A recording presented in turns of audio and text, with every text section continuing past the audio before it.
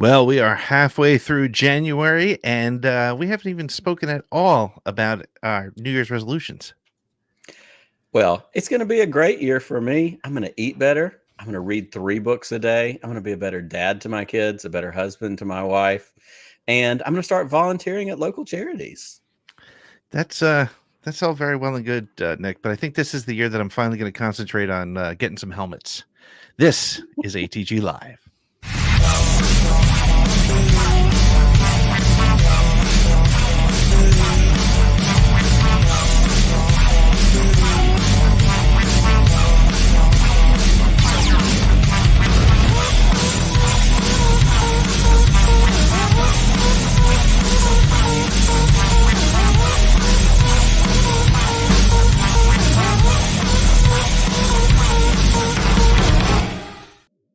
Well, welcome to the all-new ATG Live. This is your Thursday night home for Star Wars news, conversations, guests, controversy, rumors, discussion, analysis. I don't know. Lots of big words talking about Star Wars. And I am Pete Fletzer. I'm one of your hosts, and I'm here with my good friend and co-host, Nick Mielke. Nick, how you doing, buddy? Excited to be back. Week 2, ATG Live, doing this new format, new show. As we've said, and this may become my theme as we journey through 2024, it's been a crazy week. I'm continuing to try and get people in my house feeling better. I'm trying to continually deal with, drama and issues at work. So Thursday night, 7 o'clock my time, 8 o'clock Eastern, 5 o'clock Pacific. This is kind of my light towards the end of the tunnel at the end of the week. Looking forward to hanging out and being here with all our friends. I am with you, man. Thursday night actually feels pretty good. I'm pretty happy to be here, and I'm really happy that glad to be here. Everybody's hanging out with us. That is awesome. Nick, what are some of the headlines that we're looking at this week? There's all kinds of stuff going on. Dave Filoni gets an award. Right. That's exciting. Andor does not get an award. Disappointing. Disappointing. Godzilla spotted at Lucasfilm. Whoa. And believe it or not, this is going to be a shock to you. There's controversy about an upcoming Star Wars film. In the Star Wars universe, controversy and new stuff that feels very, very shocking to me. Very, very shocking. Yep. I mean, who could imagine? But tonight's going to be awesome because we have an awesome guest. We are joined by a good friend, Podcast of the Wheels Around the Galaxy. Andy Hodges is with us. Andy has been a friend of ours for a bunch of years. Just saying up front, I've tried to get Andy on shows with me and with you for, a year and a half now. A while. Yeah. I cancel on him and then I cancel on him again.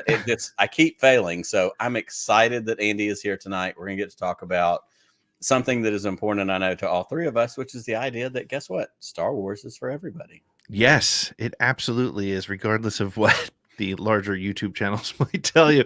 I'm really looking forward to talking about that. The laser eyes will tell you. Yeah, I'm going to have to make some laser eyes for some of our thumbnails so we can get more people hanging out with us. But speaking of which, really looking forward to talking to them. But let me do a little housekeeping as we do. Make sure that if this is your first time hanging out with us, first of all, welcome. If this is a repeat visit for you, thank you for coming back, but make sure you hit that subscribe button and the little tiny bell. Is it still a bell? I don't know. It says subscribe and remind or whatever.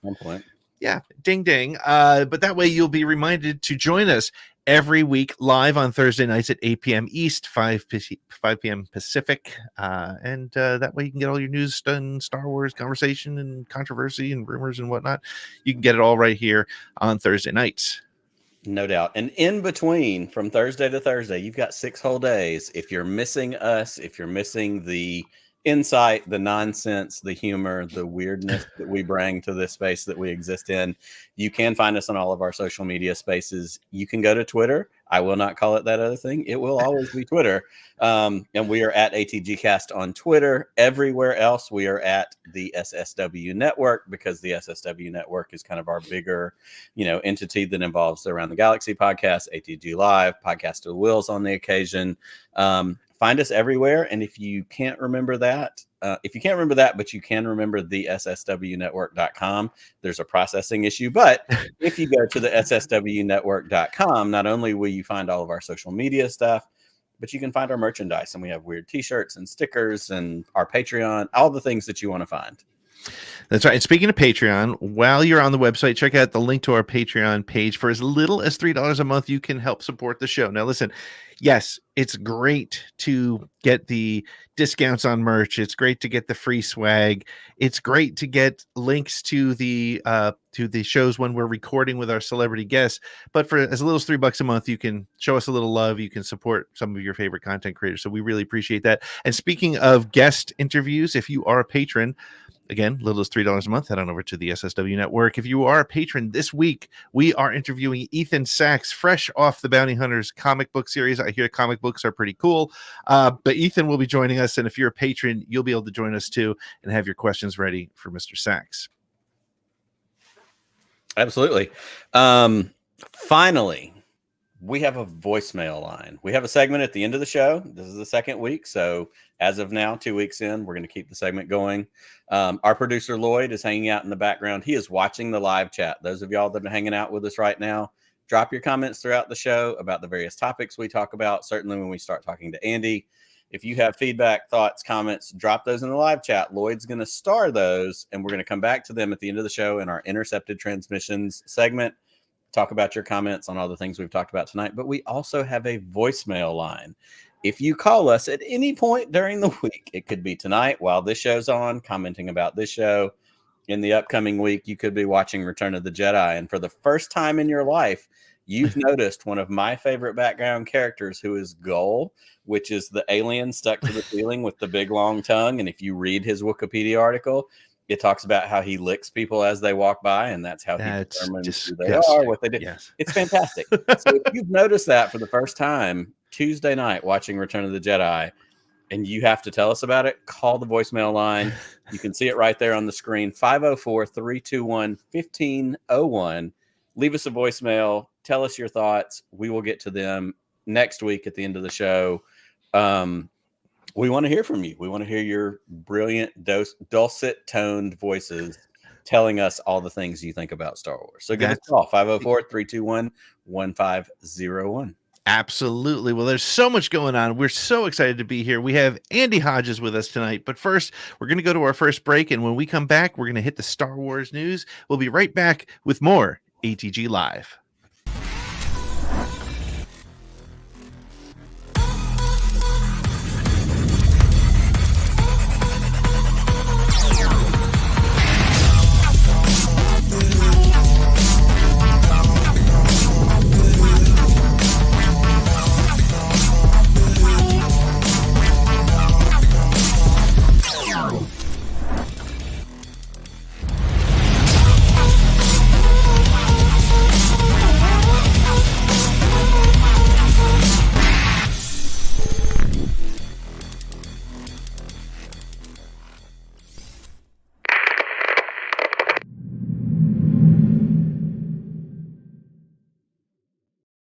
Well, welcome back to ATG Live, your Thursday night hangout, talking about all things Star Wars. We've got guests, we've got news, we've got your comments, your voicemails, your conversation. We can't wait to hear from you. But we want to take a look at some of the news that's happening around Star Wars. So let's get to it.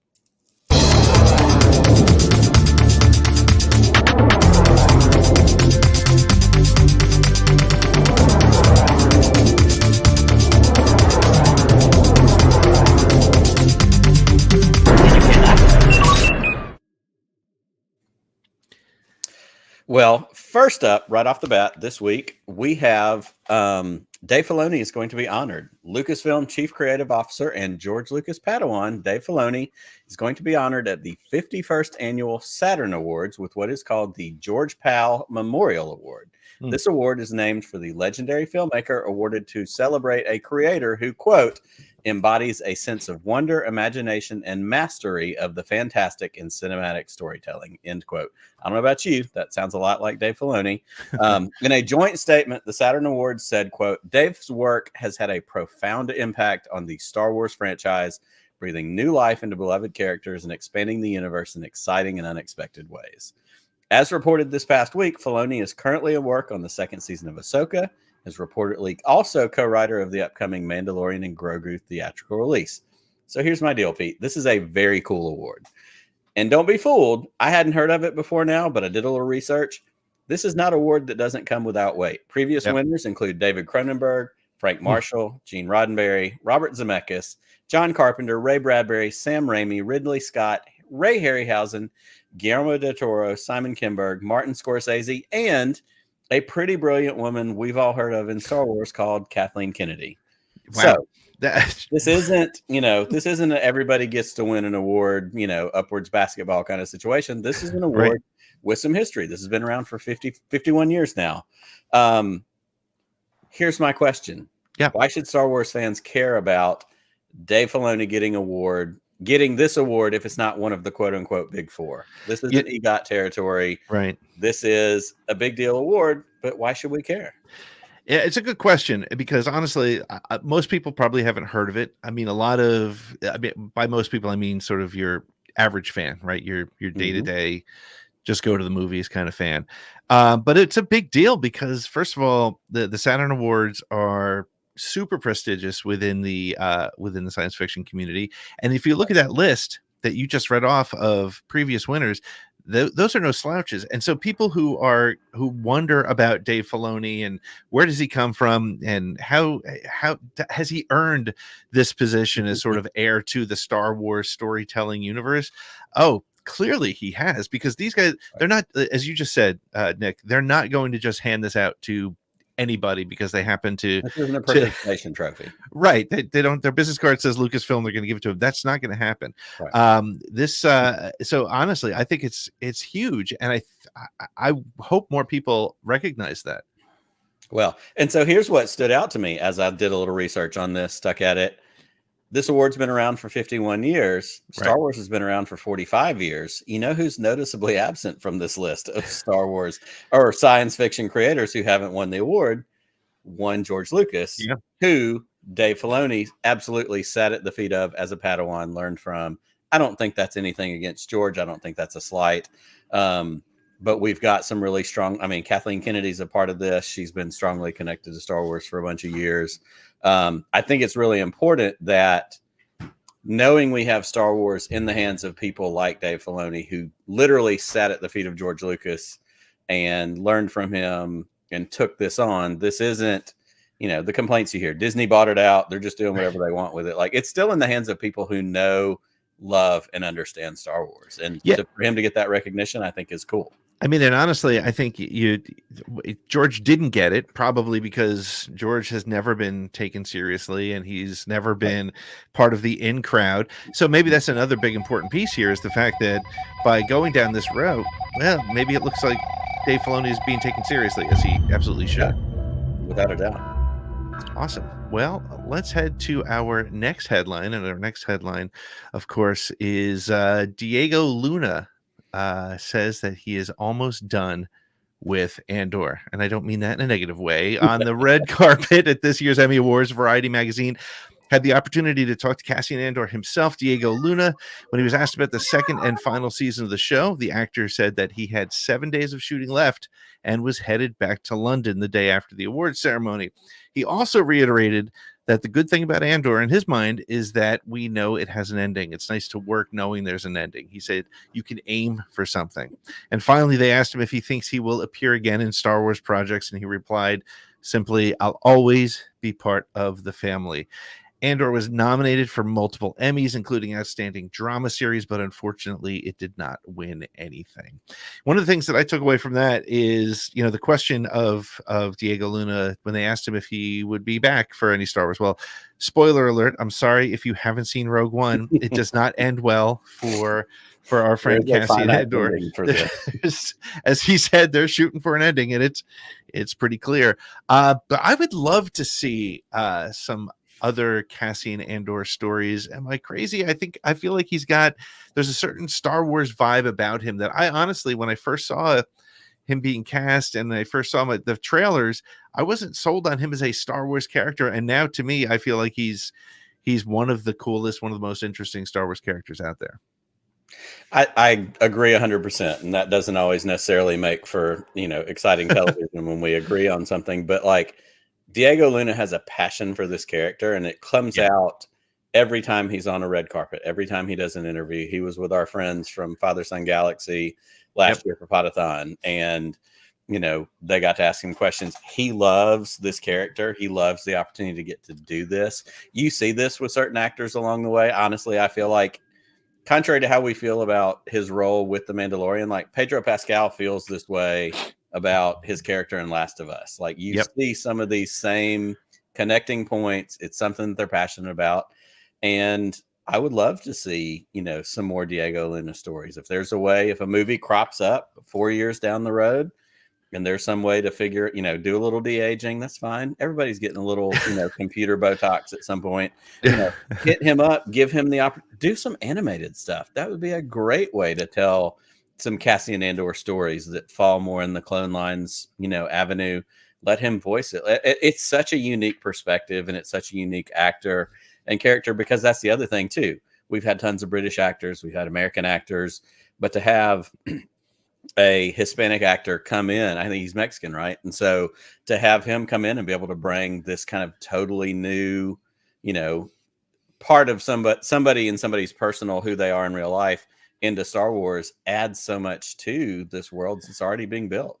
Yeah, and I think if they do bring him back, and again, I would fully support it. I would love to see more Cassian.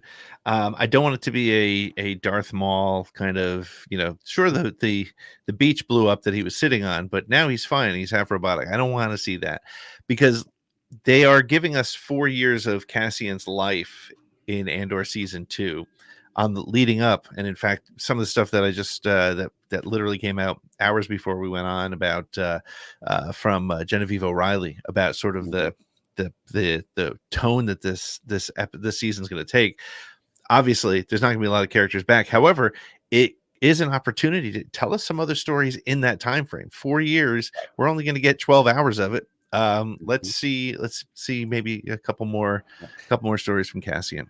And if nothing else, he's a compelling character. Yeah. Cassian Andor is somebody that I go, I want to see more of this. It drives the narrative. It totally worked. Lightning in a bottle. 100%. Yep. Great. Awesome. Well, coming up next, Godzilla -1, surprise monster hit of the year, pun intended.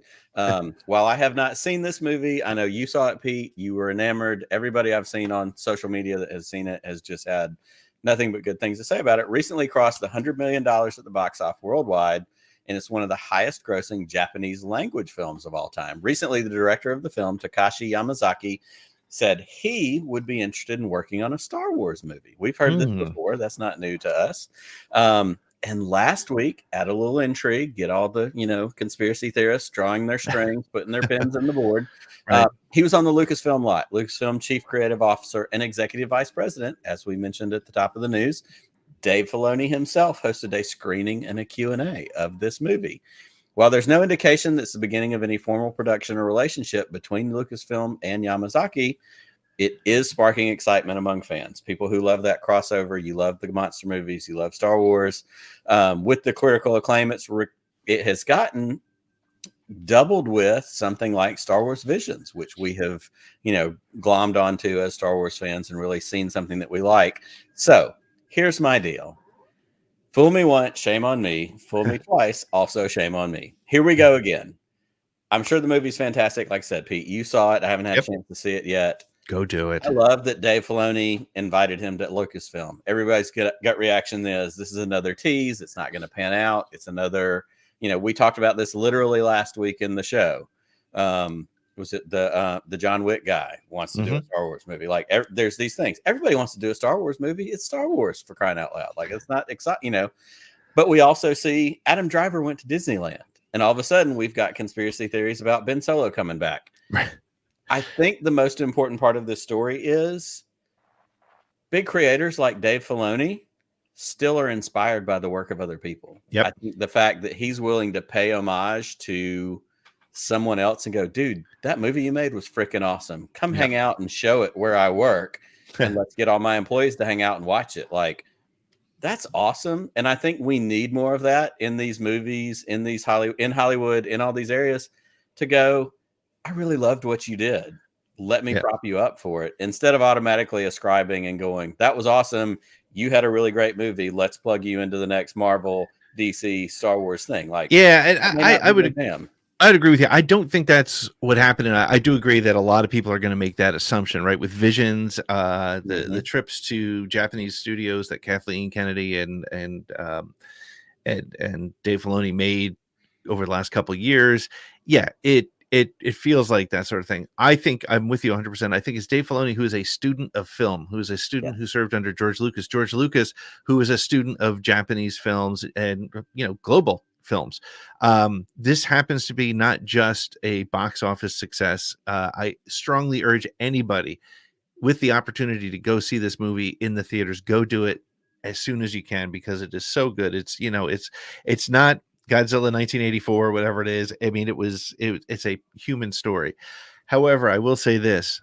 I think I would lose my freaking mind if I ever got to see a title card that went Lucasfilm and then Toho Pictures. And what if Lucasfilm made a Godzilla movie? I mean, take the ILM people, take the great storytelling and the history and the lore of Godzilla from Toho, bring them together and let Dave and Yamazaki work together on it. Oh my gosh, that would be what a fantastic point, because as Star Wars fans, all of our gut reactions and overreactions is to go, ooh, he's going to make a Star Wars movie. What if that door swings the other way? Right. Lucasfilm makes a Godzilla movie. What if we, I'm all about that. I love that idea. I hadn't thought about that till you said that, but automatically I'm excited for that too. So the next hashtag is make LFL Godzilla happen. Let's do it, and let's stay out of trouble doing it. So the last headline for us tonight is there's more controversy over the Rey movie. I mean, come on, this is Star Wars. So rumors swirled when some very unreliable sources reported just the other day that the already controversial Charmin Obaid-Chinoy directed Star Wars film that reportedly features Daisy Ridley returning as Rey Skywalker, that it's been delayed indefinitely. This is like a common type of rumor that comes out. These unfounded reports said that Stephen Knight, who's also the creator of Peaky Blinders and a number of other big shows, was abandoning his writing duties and leaving the project. All this despite the recent comments from the director herself, Daisy Ridley, saying things like she's so excited about the direction that the story is headed. So after social media blew up, Gizmodo's Jermaine Lussier, who's also a friend of Around the Galaxy, reached out to Lucasfilm and was able to confirm that the rumors were completely baseless. Now, what's interesting about this is that the fact that that Lucasfilm jumped on the rumors. So often they let these rumors go and they let them fester and they let them happen, but they immediately returned Jermaine's calls and said, no, this is not true. There's still no release date for this movie, but it's assumed that it'll be the next Star Wars release after the Mandalorian and Grogu film. I think the big challenge here, Nick, and I'd love your thoughts on this. The reason rumors like this take off so quickly is because over the last several years, Lucasfilm has had a reputation of announcing projects and having them die before the script is even finished. What does Lucasfilm need to do to stop? Because the fandom blew up. It was an ugly day and a half. Actually, not even. It was a half a day because Jermaine jumped on it, and the red-eyed YouTubers, well, they should have retracted their stories. They haven't. They're still making their click money on it. But Nick, how does Lucasfilm avoid this moving forward? I'll be perfectly honest. I think they've already done it. I think the fact that they responded to Jermaine's request, hey, there's this story going around. Do you want to say something? And they did.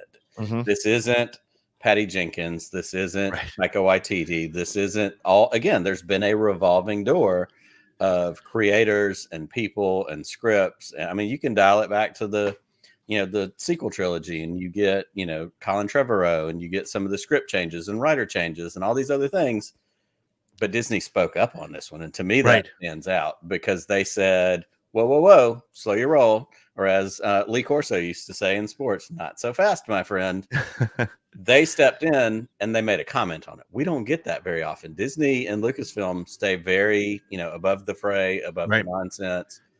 I think the fact that they spoke up says a lot and says, no, this is something we're working on. This is something we are, it's something that they want to do, and it's a priority for the studio, honestly. And I think they need to do it more often. And I think, honestly, they also need to I've worked in the healthcare industry. I've worked in various industries. The hardest thing for a PR department to do is to address bad news. Nobody wants to do it, but they do need to get ahead of the rumors. And in this case, they were able to get ahead of it with a positive spin by saying, no, this film is not dead in the water. It's not delayed. We are moving forward. But when things die, get out there, get ahead of it, say it, be clear and honest, because here's the reality. And I've said this 1,000 times. This happens on every single studio lot. Whether it's Marvel, whether it's DC, whether it's movies you've never even heard of, or properties you've never even heard of, it happens all the time. Scripts get started, actors get signed, and things don't happen for whatever reason. And I think we're going to get to it a little bit when we speak to Andy in a few minutes. The fandom for Star Wars is hungry for both good news and bad news, and an opportunity to fight about it. And they need to stay ahead of it if they're gonna keep that kind of noise down. Mm-hmm. So that's my take. That's where I am. And I think that, with Dave Filoni moving into the role that he's in, Dave has been more engaged with social media things, if we're being honest, than Kathleen Kennedy has been. Like, it could be that as he moves into a more, leadership creative role, instead of just making the shows and the movies, like, they could start to make some adjustments to social media policy, PR policy. Yeah. What are the things worth squashing early, whether it's negativity towards a character, whether it's, oh, this is getting canceled and we can't do anything. We're the gang that can't shoot straight. Like, it may be worth adjusting some PR policies. And so it'll be interesting to see if maybe that's, we see more of this coming down the pipe. Absolutely. Well, hey, we are going to come up on our next break. And if you're watching, please make sure to share this on social media. Hit that subscribe button, hit that like button, become a part of the show. Think about joining us on Patreon. But we are going to be back in just a few minutes with Andy Hodges, talking about Star Wars is for everyone. So we'll be right back with more ATG Live.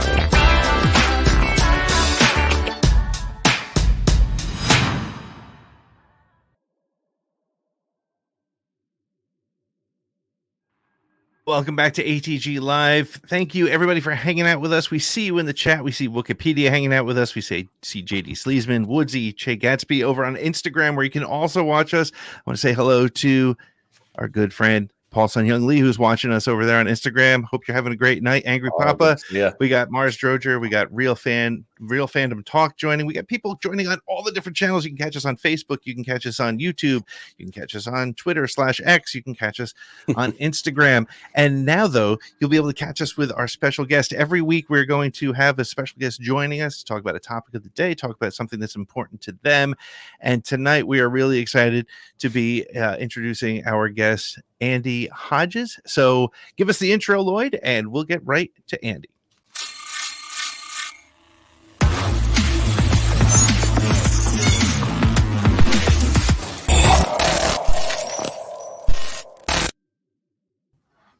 Andy, there he is. What's going on, guys?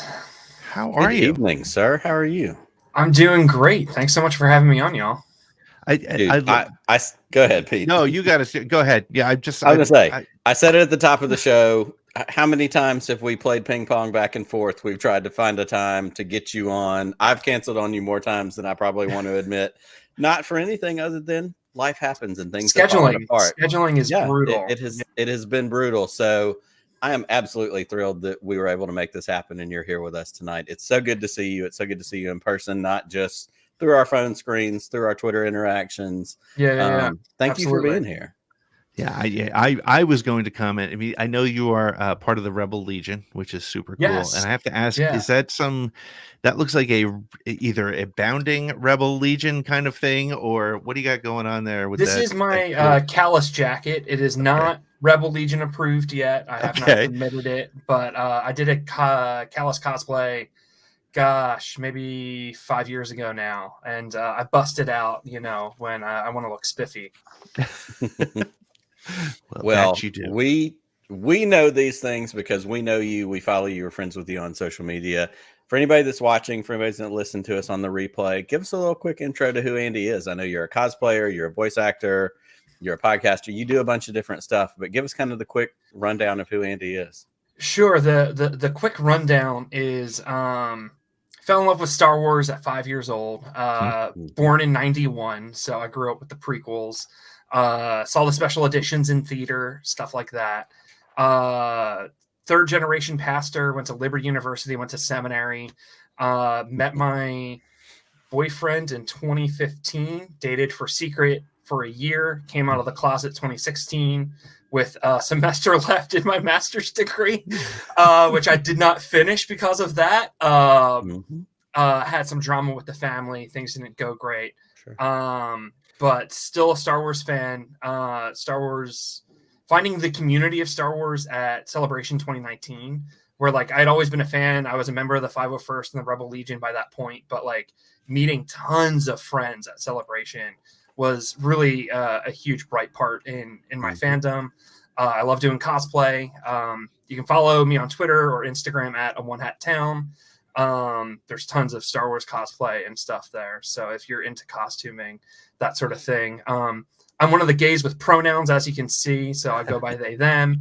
I'm not going to beat anyone up about, slipping up here or there, but it's the sort of thing that, it's how I like to be referred to. So I consider it respectful. Yeah, for sure. And you referenced Star Wars Celebration, and you referenced the community, and while we have you tonight, I want to talk a little bit about fandom, which in a way sometimes kind of feels like has some negative connotation of late, which is kind of weird, and it shouldn't. But talk to me about what the fandom means to you personally, right? Because as you said, you went through a lot, your entire coming out process. You wear it with pride, as you absolutely should. But what does the Star Wars community mean to you? Star Wars has been sort of a mixed bag. When I knew I was going to come out, I planned it out. I planned it out like a murder, which I had slowly been moving personal belongings I cared about to my car or a friend's house. And I started going through my social media and being I know that I'm coming out. This is going to blow up everywhere. Who do I start unfriending now? And one of the things I did was I sold my 501st armor. I sold my Stormtrooper armor because I knew my garrison was really homophobic. Wow. And I was they're not going to be cool with this. And I know I'm going to be getting it from my church. I know I'm going to be getting it from my family. I know I'm going to be getting it from my college friends. I don't want to get it from Star Wars also. Right. So I left the Legion at that point. I reinvested that money in a Rebel Legion costume and started working on the approval process there because I had heard that the local group was a little more chill about that sort of thing. But Star Wars doesn't have the best track record with inclusion, and that's a real shame. I think they've started trying to be better. I remember when Wikipedia was super homophobic, and thank goodness it's not now. And the new crew over there is incredible, and that's so comforting to see that change. Thanks, Wikipedia. I love you guys. But I remember when the only trans character was from the really transphobic Aura Singh comic from 2002. it's horribly offensive, and like that's still kind of the case. I think she's still the only trans character. So like that's no, we have sister now. So like that's still not great though. That it's like okay, I can think of two or three trans characters in the current canon, and like versus the one really horrible one from Legends. It's like that's still not a great track record. So it's something that Star Wars is trying to be better at, which is great. But the fandom itself is still kind of a mixed bag at times. You muted, Nick. I knew that was going to happen. At least once a show, that's going to happen. What I was starting to say before I muted myself and, interrupted myself. As Star Wars fans, certainly as those of us who are involved in social media, very active, we spend probably way more time than any of us want to admit or should in general on the negative stuff. We shouldn't spend all this time wallowing in the mud. As we say, if you wrestle with a pug, you wrestle with a pig, everybody gets dirty. I'm from the South. Those are the kind of things we do.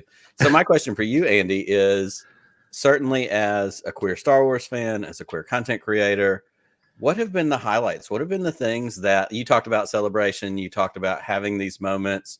What are the things that have uplifted you as a Star Wars fan? What are the things that give you hope? Because if nothing else, Star Wars is about hope. What are the things that in the midst of the nonsense that we see, the things that, tend to dominate social media and these spaces we are in, what are the things that lift you up and keep you going as a Star Wars fan? You guys were talking about Andor quite a bit at the opening, and I think back to an interview I saw with Diego Luna when Rogue One was coming out. Mm-hmm. And he was really emotional, and he talked about how they let him keep his accent. Yeah. And that he had never seen a sci-fi movie where someone spoke like him. And the fact that he was allowed to talk like himself in Star Wars was so important to him. And then I think back to I have so many friends who are Hispanic and Latino, and they love Andor. And Andor is a show about space Mexicans. Like that is what that show is about. That show is the Mexican American experience in space. And hearing them talk about like how much that has meant to them and how much they've connected with that story, and they can show it to friends and family members who aren't Star Wars fans and say like, no, this is for us.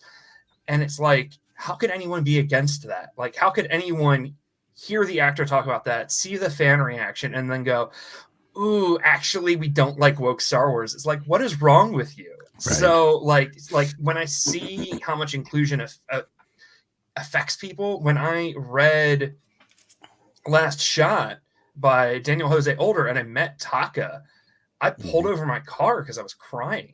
Like that meant so much to me to see they, them pronouns in Star Wars. I've been a fan since 1996. Like reading the Aftermath trilogy and Sinjir. Like, yeah, there's a gay man in Star Wars and he's not a joke and he's not a homophobic hut. Like it's right. It's good representation. Like that meant so much to me. So like those moments are really cool. I'm blanking on the character's name, but there's a non-binary handmaiden in the Padme trilogy. That's a really cool character. So like seeing Star Wars take those steps, I'd love to see more on screen representation. Yep. But then like also just meeting fans who are chill and they just want to talk about Star Wars with me. Right. Like that's the best. So I want to get into that a little bit because this is the thing that drives me the most crazy. And to hear you say this, it makes sense to me because I feel like I'm fairly reasonable as a human being. I consider you very reasonable. like even when we've disagreed, I've been like, right, we've disagreed reasonably. Yeah. But I think like this, how do you respond to, because when I see people like, I just literally don't understand why somebody would have an adverse reaction to seeing a queer character in Star Wars or anything for that matter. Or as we've seen just recently, you got people, I won't say that he who should not be named has been saying that women are not even Star Wars fans, right? How do you, how do you respond is obviously not a great question, because we all Sure. get pissed off, but how do we work through that? Because that needs to change. Again, honestly, look, Yeah. I'm not a woman, so I can't speak to that. I'm not a part of the queer community, so I can't speak to that. But I can speak to, as the straight, boring, cis white male, I don't give a shit. I'm glad that everybody can play in the sandbox with me. So why is that so hard for people? And how do you, what might you say about something along those lines? So I think when it comes to specifically like sexism and queer phobia in fandom, I think they're both rooted back to patriarchy. I think there's some, like, speaking specifically about the one name that we're all thinking about, I think he is a child, and Right. I think he thinks girls are icky, and because he has, like this deep-rooted sexism, gay people make him uncomfortable because he feels that gay people see him the way he sees women, Right. which is as an object. And then that all gets warped into this idea of, well, Star Wars is this exclusive club, whereas, like, if you love Star Wars, you should want people who are different than you to also love Star Wars, because that makes Star Wars more interesting. You should want people who have different experiences than you making Star Wars, because they're going to make a Star Wars you would never think of, Right, never see, and that should be exciting to you. Like, I love that we're finally getting Star Wars made by some women, because we've never seen a Star Wars made by a woman on the big screen before. And she's going to do something that Rian Johnson or George Lucas or J.J. Abrams or Eisner like haven't done before. Like it's exciting. So like I think it's weird. Like, my husband likes Star Wars. My husband doesn't love Star Wars, but he enjoys it. He made the Callus jacket for me when we went to Celebration together.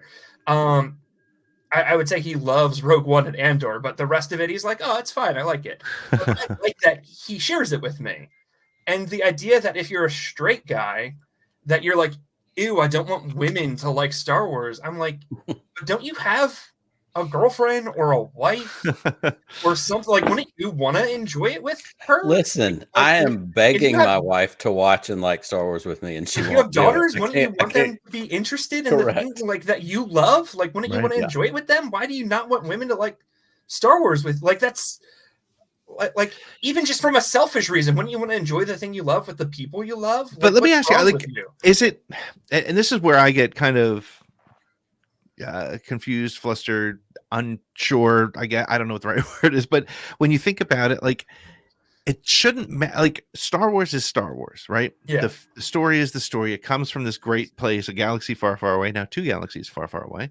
But like, is it what is the voice of a woman going to do that will change the Star Wars that somebody who loved prequels and original trilogy and thinks that the Disney era sucks? Like, what is, I don't understand. Like, what's the fear there? Are they afraid of a bad story? And if that's the case, then it's just pure misogyny, right? It's pure sexism. Was rewriting behind George the whole time with the original trilogy too. So like her fingerprints are all over it. Same with Marsha Lucas. So like if they're like, oh, well, like Star Wars is a man's story, it's like, no, women have been like steering it the whole time already anyway.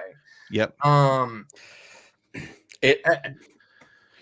As for queer stuff too, like I know that they get really upset when a queer person is like, I relate to Luke Skywalker. Right. And it's like, why do you care if a gay kid watches Star Wars and feels seen by Luke Skywalker? Like, didn't you watch Star Wars and feel seen by Luke Skywalker? Like, don't you love him so much you like fake cried on camera for him? Like why should you care if like a 14-year-old gay kid in like South Dakota feels seen by George or feels seen by Luke, and it makes him going to school a little bit easier, right? Because he feels seen by his hero. Like what's wrong with you? Like well, and the funny thing is, not the funny thing, but the ironic thing is, most people who are so set against the Disney era. Actually, most Star Wars fans, period. Let me put it that way. Yeah. All Star Wars fans, Empire Strikes Back comes up in the top 1 or 2 of almost every single fan. And I know that's super generic to say, stereotypical, but it's true. I've done 195 episodes of Around the Galaxy. We know Empire Strikes Back comes at the top. Lee Brackett is the driving force behind the best Star Wars story outside of possibly Last Jedi, but that's another conversation. This woman helped George create the best Star Wars he could. Yep. And so, like, it's what it becomes is it's just how much of it do you think, and I'm afraid to tread here, but I'm going to ask it anyway. How much of it do you think has to do with the current environment that we live in versus the Star Wars fictional world that we want to be in? Well, I think once you reach a certain point of success on YouTube, you have to feed the algorithm. Right. Yep. And so I do think a lot of it is the same thing going on with conservative media, podcasts, talk shows, that we have to keep the hate going and we have to keep putting out new stories. So we're going to be really mad about like 2 kids in Oklahoma who are trans and swim. Like we're gonna spend a week on that. We're gonna pump the Dylan Mulvaney Bud Light thing for months and months and months. They just have to grab a thing and keep the outrage there, so that way they keep the clicks and the views going. So I think a lot of it with the negativity in fandom from like big names is purely algorithm driven. I don't think the people saying the nonsense actually really believe it. Right. I would be shocked if they do. I would be shocked if they actually care. They're just trying to keep the jackals pissed off and throwing a new piece of meat to them. Which like is almost worse. It's almost worse if they don't actually. I was going to say, I mean, how does that make you feel? Because now they're using you and they're using women. They're using any people of color. As bait. Because honestly, I did the research. Like this guy that we're talking about, his followership has dipped over the last year and a half. And how long has he been going full in? He's in full desperation mode. Right. He's in panic mode.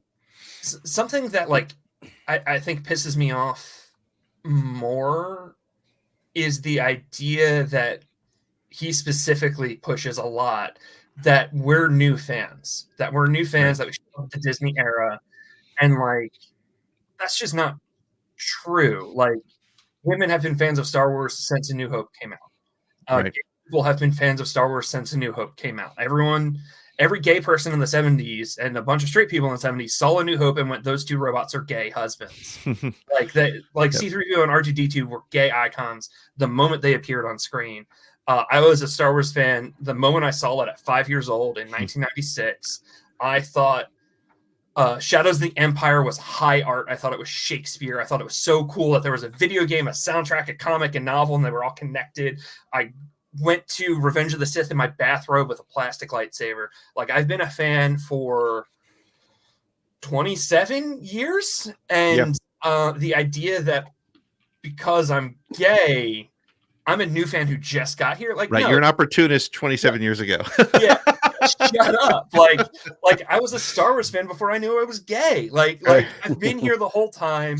Queer fans have been here the whole time. Women fans have been here the whole time. And this idea that like, oh, well, we're just showing up in the Disney era and we're new fans invading your space. And it's like, no, bro, you didn't know we were here because we didn't feel safe around you. Well, that's exactly it, right? If you're a straight white dude who you're like, I've never met a queer Star Wars fan. You have. They just didn't come out to you because they thought you were a creep. Right. If you're a straight white dude and you're like, I've never talked to a woman Star Wars fan before, like they saw you and like they saw how you post and they were uncomfortable around you, so they blocked your ass. Like that's why. Like we've been here the whole time. We just haven't been talking to you because you're a weirdo. Yep. Well, so we could go on for this for hours, Andy, and we're going to do a podcast of the Wills very soon where we dig into more of the Star Wars and religion thing because you and I have that shared background of time. I would love that. You know, the church that's on the horizon. That's actually the first one. As Pete and I have regrouped and talked about the different things we're doing in the network, that's actually number 1 on my list is to have that conversation. You're at the top of it. So we're going to get to that. But before we get out of here tonight, this is my question to you. I said earlier, we tend to spend a lot of time, when we get bogged down in social media, dragged down by the dark, looking for the light. So the kind of wrap up question I want to throw it to you is, what are the best ways for us to combat this? Whether we are basic, boring, white, cis males, whether we're a part of the queer community, whether we're African-American, Hispanic, whoever we are, we all love Star Wars. What is the best way for us to combat this toxicity without also giving it, more oxygen, more life, more breath? Something I love to do is I'm huge into like tabletop gaming and RPGs and stuff. So I'll take my X-Wing or my Legion stuff. I'll go to the local game store. I'll get some games in, and I'll talk to Star Wars fans who aren't online, which is incredible because there are tons of Star Wars fans who just aren't online, and they have no idea who these like jackasses are. They have no idea what the new drama is, and they just want to talk about Star Wars. So it's like, oh, you haven't seen the Twitter drama? Like, you haven't seen the thing on the YouTube? Like, yeah, man, let's just talk about spaceships. So like, I love doing that. And then just like connecting with my friends who are fans and who are like positive people, like Bombadcast or Star Wars Explained, That Gay Jedi, you guys, like, man, what are they talking about right now? Like, let me text Alden, like, what's Alden doing? And just like connect with fans who aren't like negative black holes who are just like so pissed off. And that's really refreshing.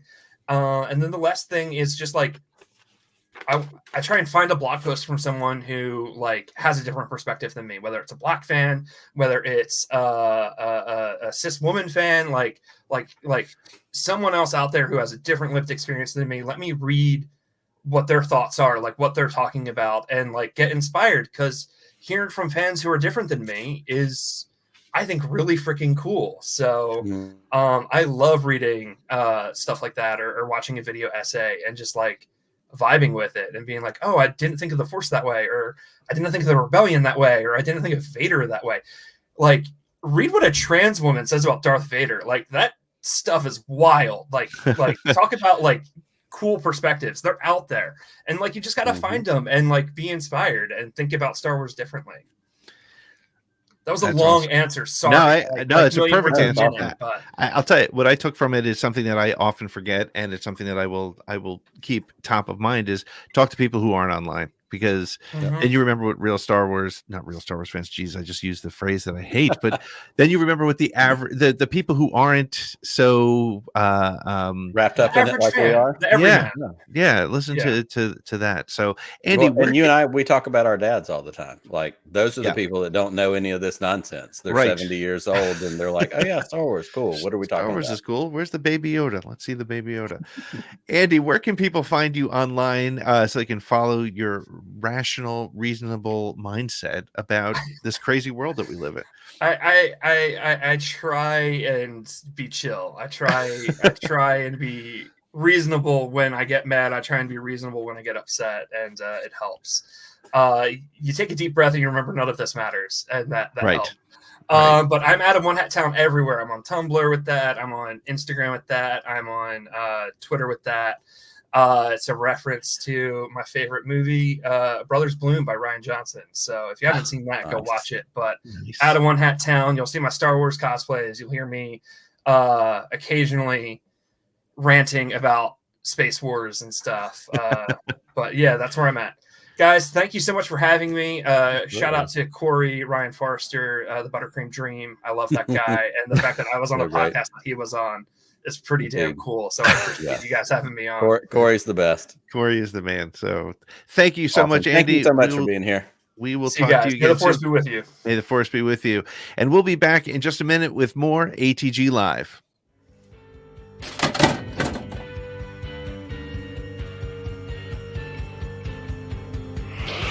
So I was D. Bradley Baker's sound-alike for Captain Rex, and for a lot of the toy campaign. It was at least 3 or 4, maybe 5 commercials that were all national spots. And it was just like, on the Iceland of such and such, we scrapped those blankets. It was just all, voiceover, whatever. And, and I auditioned also for Anakin Skywalker for the voice of the toys, but they didn't say what it was for. This is for a foreign toy that's outside of the U.S. So this will be the international version of this toy. So we can't use any words that can be translated into English. So only names. Only one we could use. Everything else had to be Ahsoka, R2, Rex, Grievous. It's just I had to literally act without saying anything. It was a weird job. But most recently, I did some cool stuff that I just can't disclose. But I got to do some sound alike work for 3PO and Mandalorian. This is the way.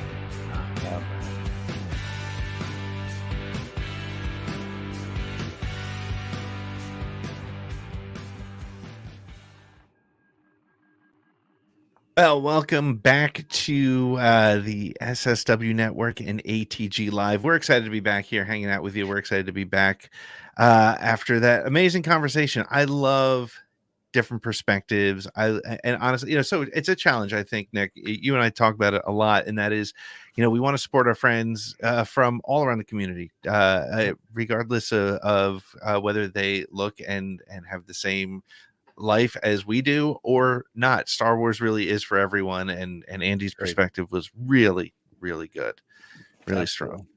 So hey, listen, we've been monitoring the chat. We've been keeping an eye on what you had to say. We also took a couple of your voicemails this week, so I'm going to bring in producer Lloyd. Hi Lloyd, how are you? Oh, I'm good. I've been talking to Wookman in the background here. Well, I'm glad you're here with us, and I imagine you've had the opportunity to tag a couple of comments, but why don't you hit one of our voicemails first, and we'll first hit our intercepted transmissions bumper so that we can do this right. Okay, I guess. Where are those transmissions you intercepted?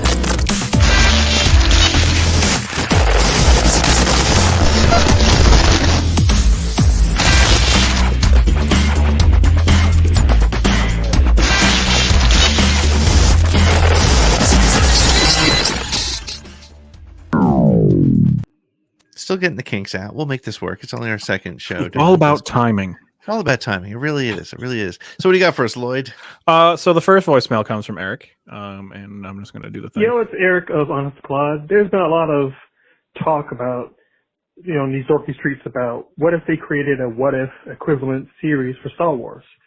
I'd love this, but the toxic chuds would lose their minds more than ever because they say no one watches this Disney thing, but they have an encyclopedic knowledge on the project so they can complain about how it sucks for 50 videos straight.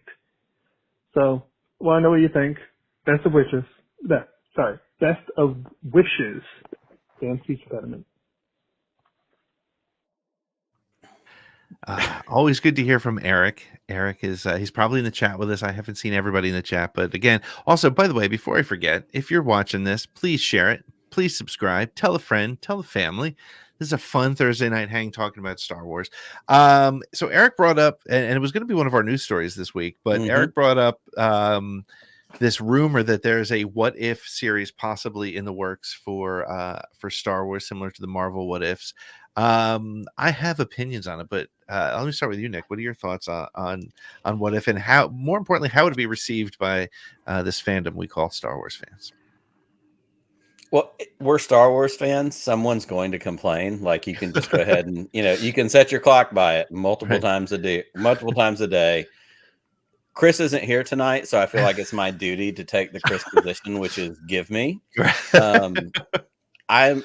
Let's have a Star Wars what if. Let's get Infinity's Darth Vader where he turns good and his armor turns white. Like, let's get a cartoon version of that. Like, the Marvel what ifs have been fun. Yeah. Because if nothing else, why can't we get outside that's what we grew up with, as you and I, Pete, certainly as old guy Star Wars fans, we grew up with legends. Like, all the things that we loved, all the stories that we're told now aren't really real.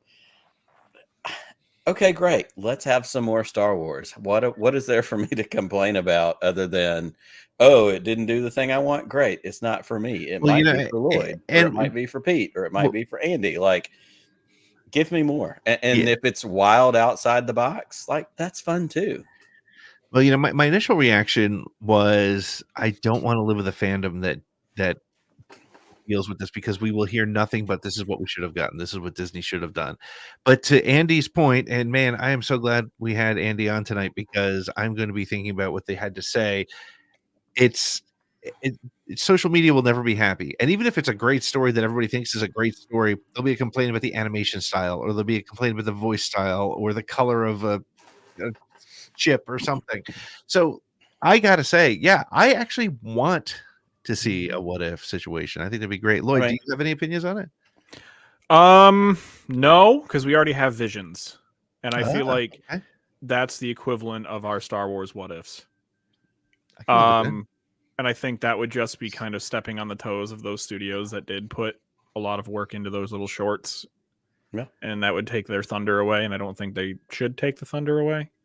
So I don't want one purely based on the fact that we already have Visions. And with season 3, I think they've confirmed coming out. I think.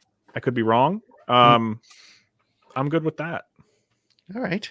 Well, good. Excellent. I like a Very different valid. opinion. All right. Do we have another voicemail?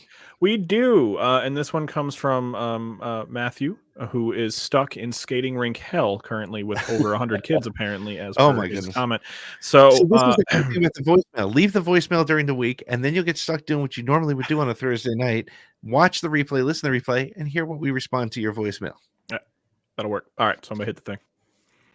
Hey, P, this is Matt in Enid, Oklahoma again. I was at the grocery store last night, and I had a Star Wars shirt on, and when I was waiting in line to check out, there was a guy next to me, randomly saw my shirt, and he was like, hey, did you hear about that new movie coming out with Yoda and Boba Fett? And I'm like, no, there's no, what are you talking about? He goes, the new movie. I said, you mean The Mandalorian and Grogu?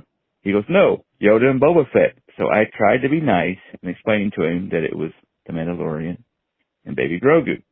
This guy was dead set on it, saying it was Yoda and Boba Fett. So I spent 5 minutes with the guy trying to explain to him.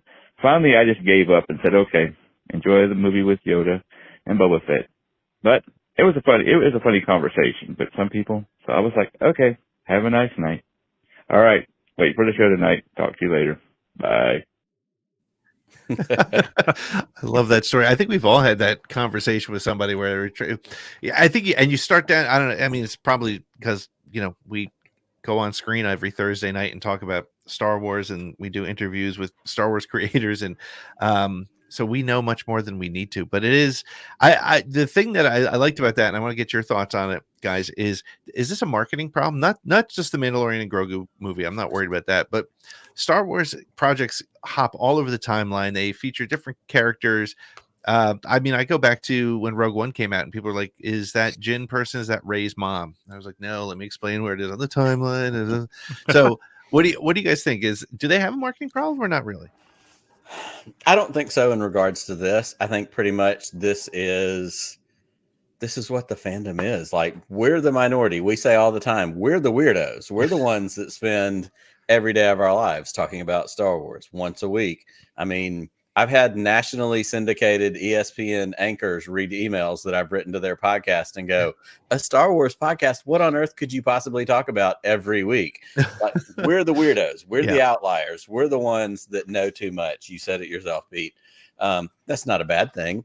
I think the key to it ultimately is, how do we, if it's me, if it's you, if it's Matt, when we encounter that person in the grocery store, how do we treat them? Do we act like an asshole and treat them like, well, I can't believe you didn't know it's not that? No, we don't. We go, that would be awesome. That kind of sounds like a fun movie, but it's actually this other thing. Or you just go, sometimes it's not worth the interaction. You go, oh yeah, that's going to be awesome. And you move on. And 3 years from now, that guy's going to be going, why didn't I ever see that Boba Fett and Yoda movie? Where did that thing go? I love that Matt ended the conversation with him like, yeah, just go ahead and enjoy it. Because honestly, again, have fun. Back to some of the stuff Andy said, just go think have what fun. you think and let's go. It's not worth getting into it over. Lloyd, do we have any comments from the chat from tonight? Let's see what we got. What are some of the highlights? We're gonna go over. So I'm just saying that now, forewarning. I hope you didn't have any plans. All right. So the first one was, just Wookiee kind of popping in here saying hello. Wikipedia was hanging out with us saying loved it in the chat. Do we get to see them? So that was pretty cute. And then Cheyenne, she decided to pop in and said an award is an award. And honestly, the franchise and awards never went hand in hand until now. Andor got the nominations for the Emmys, but no fan could imagine that 10 years ago. That's a fantastic point, right? Like, if you told me that not only was Star Wars going to be on TV, but it's going to be nominated for awards. That's amazing. I'll take it. Great point, Jay. Thank you. Thanks for hanging out. The next one is also from Cheyenne, based on our Godzilla -1 conversation. The Empire needs to build Mecha Godzilla. Yep. We'll take that. If we can see them fighting regular Godzilla on the beaches of Scarif before the Death Star blows up, I think that would be pretty cool. At this point, I need a Godzilla with a Death Star as its stomach, and that just like shoots the super laser out of it. You know how the spines light up, right? That's right. Oh, okay. Those are his kyber crystals. You just don't know. Okay. Nice. Yeah. Okay. Look at that. Yeah, I think Eric it would like works. to see I'm a in for Zillow it. Beast. Yeah, so it's funny that you should say that, because Woodsy comments, so is Zillow Beast a movie with Rey as the main character? And I thought that We're never going to escape that one. No, never. But if it ever happens, we can claim first. So True, because this is That's all it. recorded. And then JD says the trolls are not going to stop clickbait lies. Get ready, people. And he's not wrong, because as soon as that news broke, I mean that mill was already turning. Well, and Pete, you said it a little bit in that part of that conversation, but like for some of these people, the trolling, that's their business, that's their livelihood, that's how they make their money. Yep. Yeah, people fall for it. I can name 3 or 4 different channels that I don't follow, but somehow still show up in my feeds and all that kind of crap. And 2 days after it's been refuted, they're still out there pushing, Ray movie canceled. Disney finally got screwed. Finally, like, take your laser eye crap and go somewhere else. Because yep, you could have played the Harrison Ford one. I'm saving that. Give us a couple more, Lloyd, before we shut it down for the night. All right, I'm gonna have to sort through these then. I just thought this one was funny, but another one by Woodsy. I knew it was fake because Mike Zero didn't even mention it, and I chuckled when I saw that one. Yeah, if that's our measuring stick, we're in trouble. Right. Let's see. Wookie says, we're here to make a fandom a better place for all of us. We're all here because we love Star Wars, and that brings us together. And I think that's just kind of important for us to realize that it is what brings us together and not the people on the fringes who try to ruin it.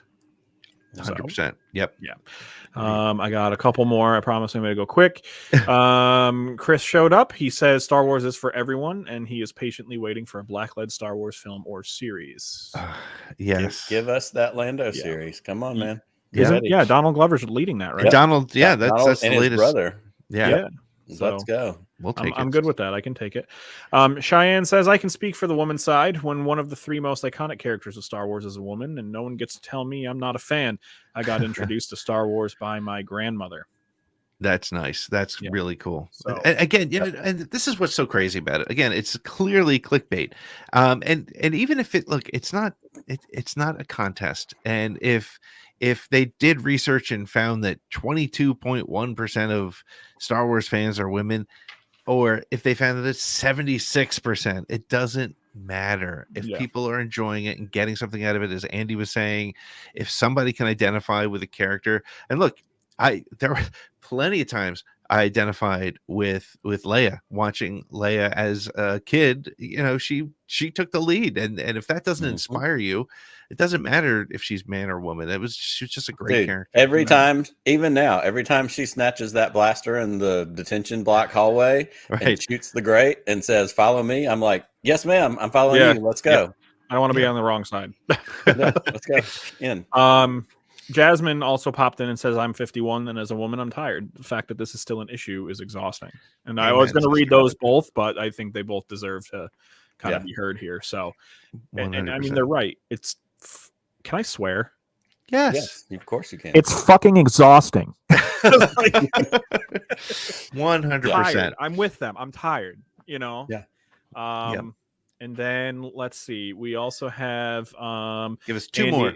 2 more. I got you. Hold on. All right. All righty. Andy also popped in here in the chat, and he says, reminds me of Star Wars tales, which could be silly, could be action, could be romance, could be horror. They were just cool and fun little short stories. And that, that goes back to the what if part there.